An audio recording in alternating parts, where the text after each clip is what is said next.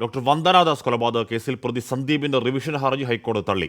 വിടുതൽ ഹർജി തള്ളിയ വിചാരണ കോടതി ഉത്തരവിനെതിരെയായിരുന്നു സന്ദീപിന്റെ റിവിഷൻ ഹർജി. എസ് ശ്രീകാന്ത് ചേരുന്നു. ശ്രീകാന്ത്, അത് ഏതാണ്ട് പ്രതീക്ഷിതമായിരുന്നില്ലേ ശ്രീകാന്ത്?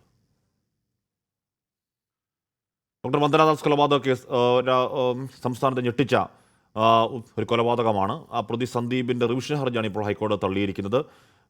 വിചാരണ കോടതി നേരത്തെ സന്ദീപിന്റെ വിടുതൽ ഹർജി തള്ളിയിരുന്നു. ആ തള്ളിയ ഉത്തരവിനെതിരെയായിരുന്നു സന്ദീപിന്റെ റിവിഷൻ ഹർജി. അതാണിപ്പോൾ ഹൈക്കോടതി തള്ളിയിരിക്കുന്നത്. അല്പസമയത്തിനകം അതിൻ്റെ വിവരങ്ങളുമായി എസ് ശ്രീകാന്ത് ചേരുമെന്ന് വരുന്നു. അതിനു മുമ്പ് ഇപ്പോൾ നിയമസഭയിൽ എസ് ശ്രീകാന്ത് ചേരുകയാണ്. ശ്രീകാന്ത്, ഇത് ഏതാണ്ട് പ്രതീക്ഷിതമായ വിധി തന്നെയല്ലേ?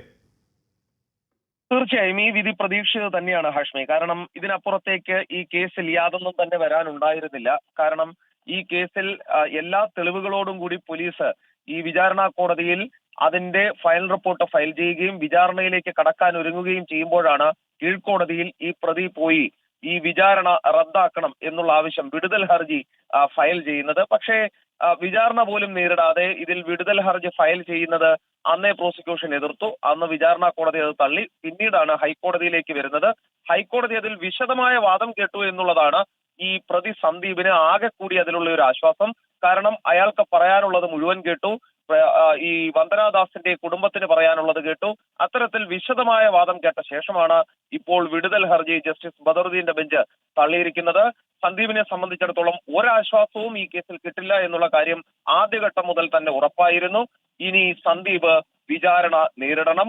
പോലീസ് അതിനുവേണ്ടി ശേഖരിച്ചിട്ടുള്ള തെളിവുകൾ, വിവരങ്ങൾ, വിശദാംശങ്ങൾ, എല്ലാ കാര്യങ്ങളും കോടതിയുടെ മുൻപിലേക്ക് എത്തും. അത് ഇഴകീറി പരിശോധിക്കും.